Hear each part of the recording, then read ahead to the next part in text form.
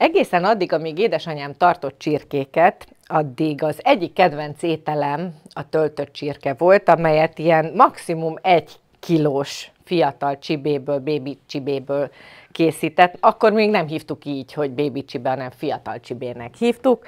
Abból volt a legfinomabb töltött csirke, valami egészen elképesztően szaftos és porhanyós lesz.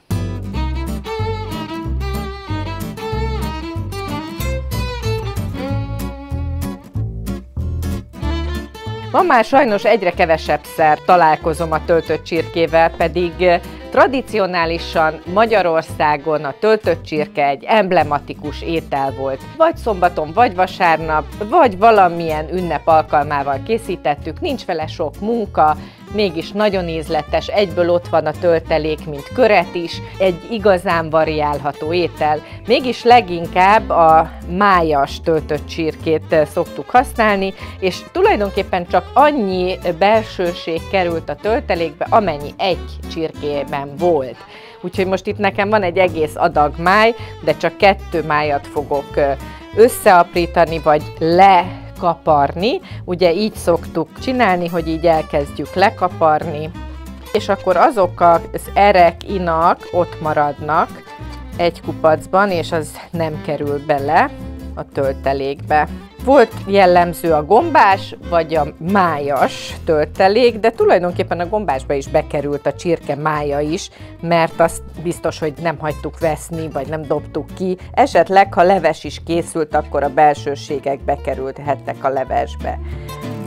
Ugye régen ez úgy volt gyerekkoromban, meg fiatalkoromban, hogy levágott az anyu egy csirkét, és akkor ami volt a csirkébe, azt tudtuk felhasználni.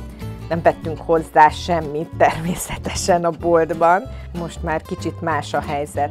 Minden esetre érdemes megtanulni és visszahozni azt az alapelvet a konyhába, hogy egész csirkében gondolkodunk.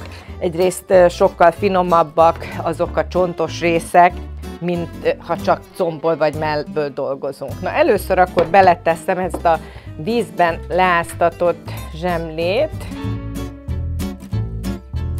Ugyanígy lehet egy szikkadt kenyérszelet is az alapja, amit nem tejben áztatunk ilyenkor, hanem vízben. Ehhez hozzáadjuk a májat. Durvára őrölt borsot, ez ízlés szerint, de azért ez elég borsos szokott lenni. Sót, frissen összevágott vöröshagymát, 1-2 gerezd összevágott fokhagymát, ebbe 1 gerezd is elég.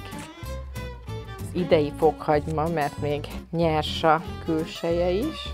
Most úgy vágom össze, ahogy édesanyám szokta, így kézben bevagdosta, és így kézből aprította. Soha nem nyomta ő sem. Lehet, hogy nem is volt fokhagyma nyomója. Néha lereszelte, arra emlékszem, de zömében így kézből vagdosta össze. És ebbe kell egy tojás is. A tojás tartja össze, a zsemle pedig lágyítja.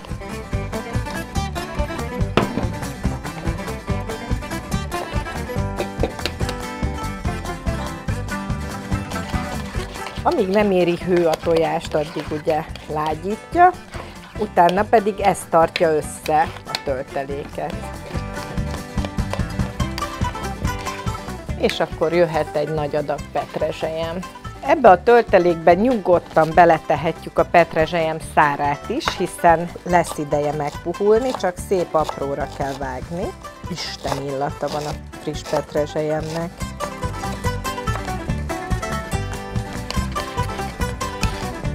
És meg is vagyunk. Tehát 2 kis csirkemáj lekaparva, egy 3/4 zsemle, de akár egy egészet is belerakhatunk, só, bors, 1 nagy csokor petrezselyem, 1/4 vöröshagyma fölaprítva, 1 nagy gereszt fokhagyma és egy tojás.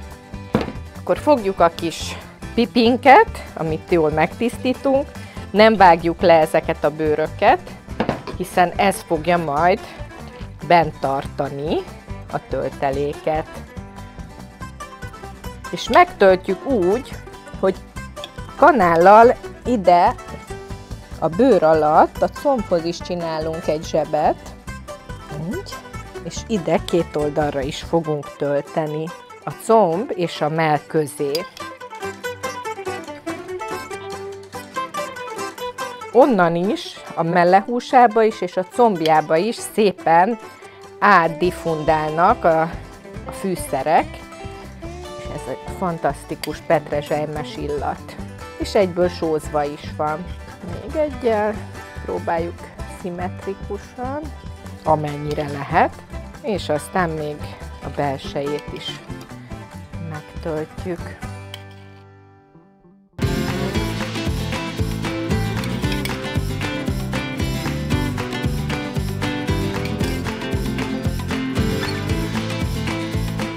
Utána ezt a bőrt összefogjuk, és egy hústűvel megtűzzük, de akár be is varhatjuk.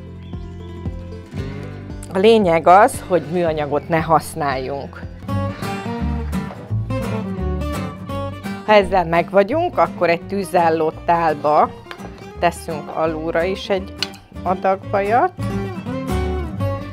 Egy papírtörlővel letisztogatjuk a bőrét, hogy ne égjen rá a töltelék maradvány. És átemeljük a sütőedénybe.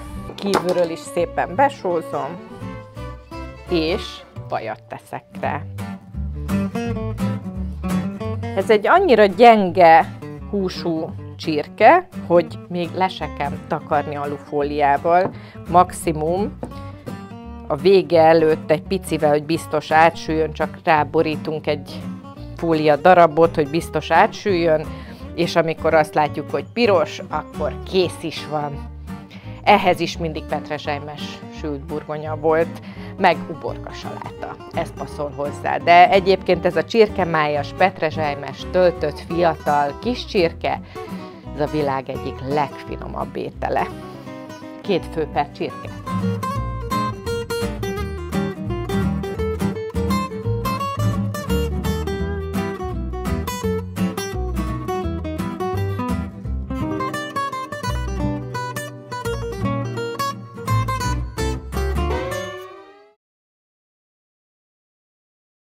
Borbás Marcsi minden könyve a www.1.shop.hu oldalról rendelhető.